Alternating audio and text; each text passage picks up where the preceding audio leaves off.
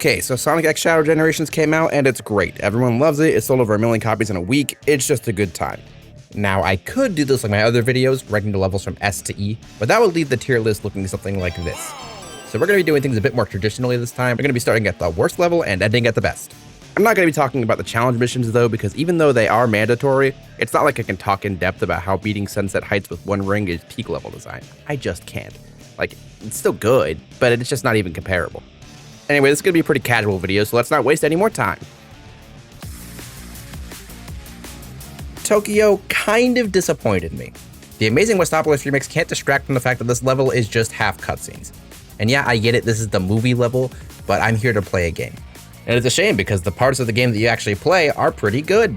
It's a bit linear for my taste, but these ramps that you use to ride on the walls are a nice way to give you some quick decision making in these linear corridors. Also, it's gotta be said, Keanu is kind of phoning it in. A little bit. I have no time for this. I have to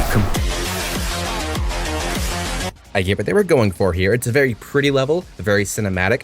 However, unskippable cutscenes are bad in any game. In a 3-minute level? Come on. Rail Canyon Act 2 has the difficult job of making rails interesting in 2D. I'd say it accomplishes this well, with various platforming challenges tied together with some good moments of chaos control. I would have preferred if they put in more from Bullet Station instead of relying only on Rail Canyon. Those canyon sections are just begging to be remade, but it's still good. Compared with the rest of the game, this level is a bit underwhelming, but that really just shows how high the bar is here. Maybe it could have been a bit more interesting if they chose a cooler level, you know, like Hank Castle. Can't believe that got snubbed from Generations twice. But Rail Canyon is fine, I guess. Chaos Island Act 2 is a stage where you play Splatoon for a long time. It's a real Squid Game, if you will. It plays Morph a lot. For a mechanic they introduced so late into the game, they do some creative things with it. From sticking to walls, to these cannons, it all feels pretty good. However, it does take over the identity of the level, and it makes it feel like the most gimmicky level in the game. Also, when you're not playing as the Morph, you are standing on these little gondolas for an extended period of time, and that's not very fun. Not a lot of high-speed action for Shadow here. Overall, this level is fine, it's just a bit too shallow to be considered one of the good levels in this game. Something calls to me.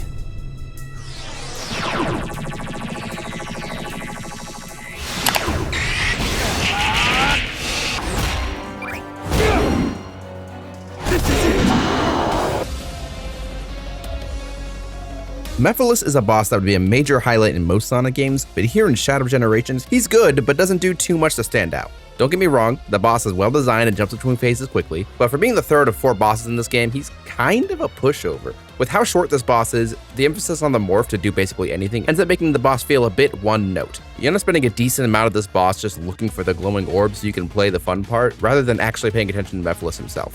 Which is a shame because I feel like his giant form near the end of the fight is supposed to be imposing, but with the camera zoomed out and my eyes looking around for orbs, it's hard to pay it much thought. Ultimately, despite being a good boss from a design perspective, the most exciting thing about this boss is the fact that Sega acknowledged that Mephiles exists in the first place, and that's awesome. It's too bad it was spoiled in a trailer instead of letting people react to it organically in game.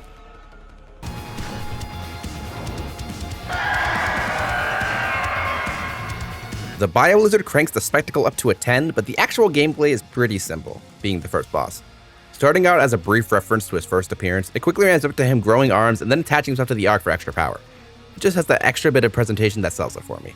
Even if there's one part where Shadow is just standing here, and this part where he gets his lines backwards. You think those will stop me? Think what will stop you, Shadow? New mutation. Okay, thank you. This is a good boss, but if you think about it, it's really just mashing the X button when you see the reticle appear. There's some optimization, of course, but he's more style over substance.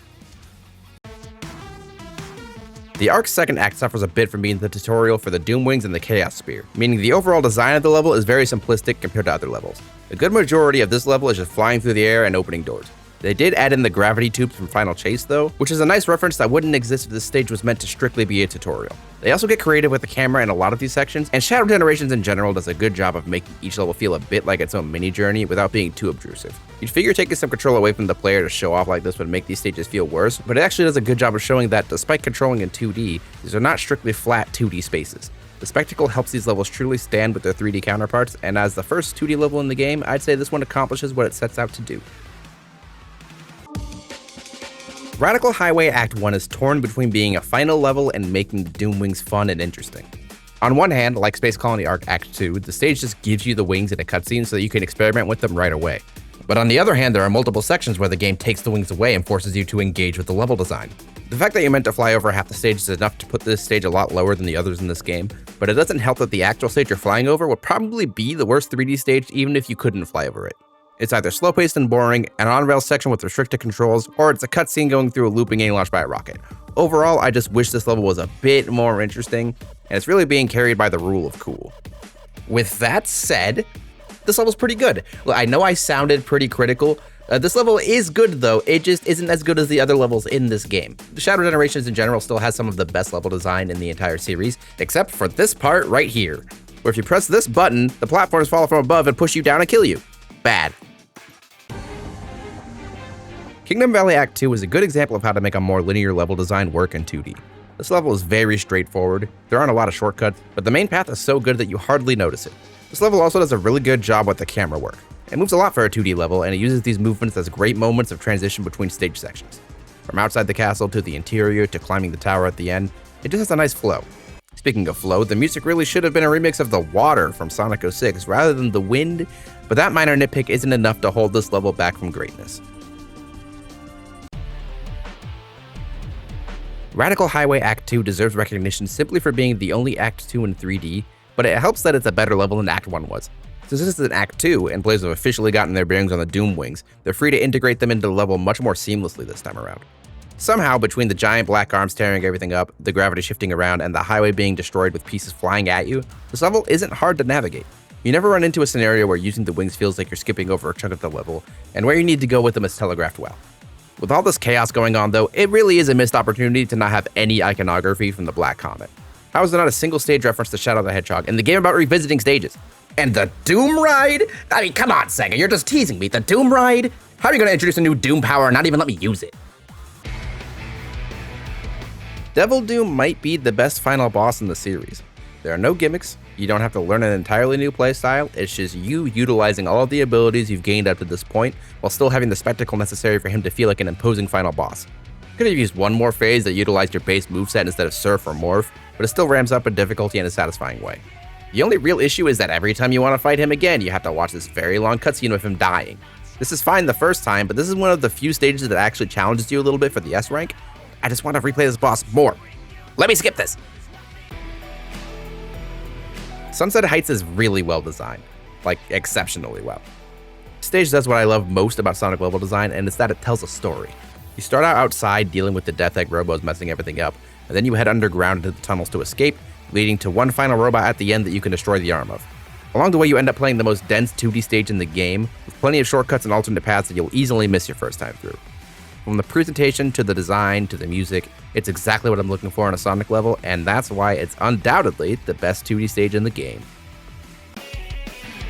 Metal Overlord is my favorite boss of Shadow Generations. Look, I'm biased.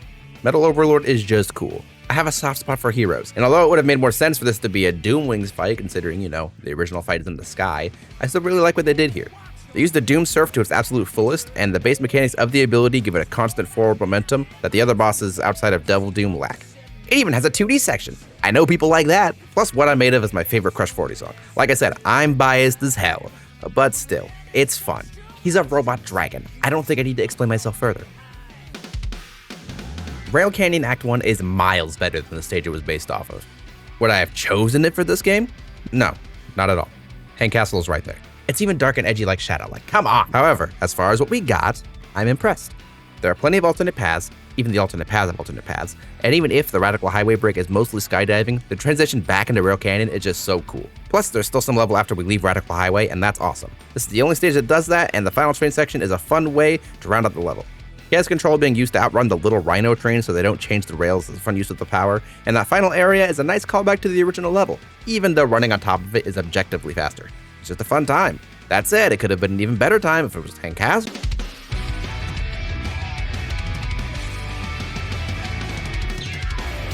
Sunset Heights Act 1. This level is an apology for Sonic Forces. It takes a level that was Boost to Win, Brain Dead, and basically everything that people criticize Sonic level design for, and turns it into a level with a bunch of fun gimmicks that are actually based on the theme of the level, being a city under attack, without compromising on the more open design aspects that 3D stages in this game provide. The new Black Arms enemy introduced is probably the most interesting enemy added to a Sonic game in quite a while, since it's not something that you can just boost through or homing attack, and we need more enemies like this in future Sonic games. This is also the only one of these Doom challenges that's actually, kind of a challenge. This is a double-edged sword though, because it kind of overstays its welcome. It basically takes up like half of the entire stage. The main Sunset Heights section isn't actually that long, but when you leave Radical Highway, Shadow hits you with that pose. So yeah, this is a pretty good stage.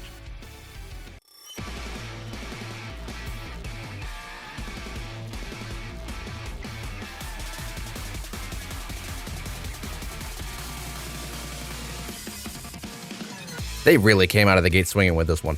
Space Colony Ark Act 1 is a level that teaches you everything you need to know about the game without feeling like a tutorial level. There's plenty of moments that use chaos control, and there's a big cinematic set piece that you would think is the end of the level, but then whoops, you're actually only about a third of the way through. I actually like this interior section the most, but I can't ignore just how cool the second set piece is in this level. Like, yeah, destroying the giant cannon is pretty awesome, but then you get sent to the Radical Highway verse without any loading. I even played this on the Switch, and even though the game ran at 30, there's no slowdown or lag to be seen. It's amazing how far technology has gotten that they can load an entirely separate level in between your regularly scheduled programming. We interrupt our program to bring you this important message. I just think Radical Highway is so cool. What? Anyway, the point is, this part is super impressive. I'm sure the last section is way more about spectacle than actually being interesting, but this is the first level of the game, and I'm not sure if there's a better first level in any 3D Sonic game.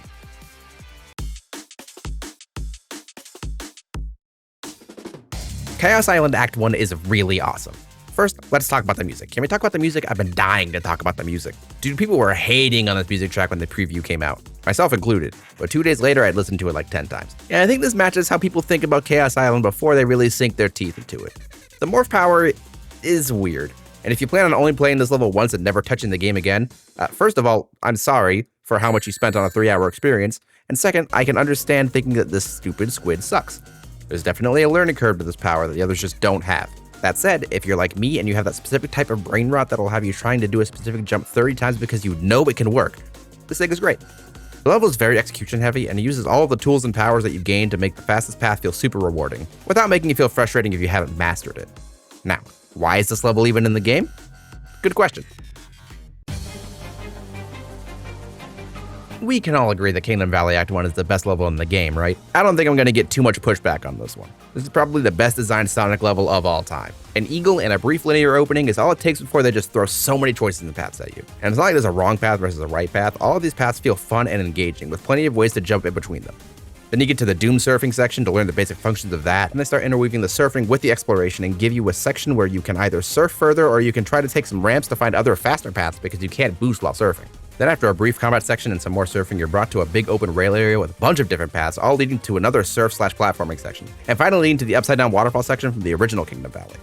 Now personally, I would have liked to surf on the waterfalls, but the fact that it's this good and I still want more only shows just how good the level is. I gave a play-by-play of the whole experience because that's the only way I could describe what I like about it. It's the whole thing. In a game full of great levels, this one is a standout, and I hope Sonic Team keeps leaning in this direction. I normally have something to say at the end here, but I forgot to write something for this part. Go play Shadow Generations if you haven't. I don't know why you'd be watching this if you haven't played the game, but if you haven't, this is my full recommendation. It also comes with Sonic Generations, which is also a really good game. I wouldn't say it controls as well as Shadow Generations, but it's still fun. I still have a good time with it. It's a great game.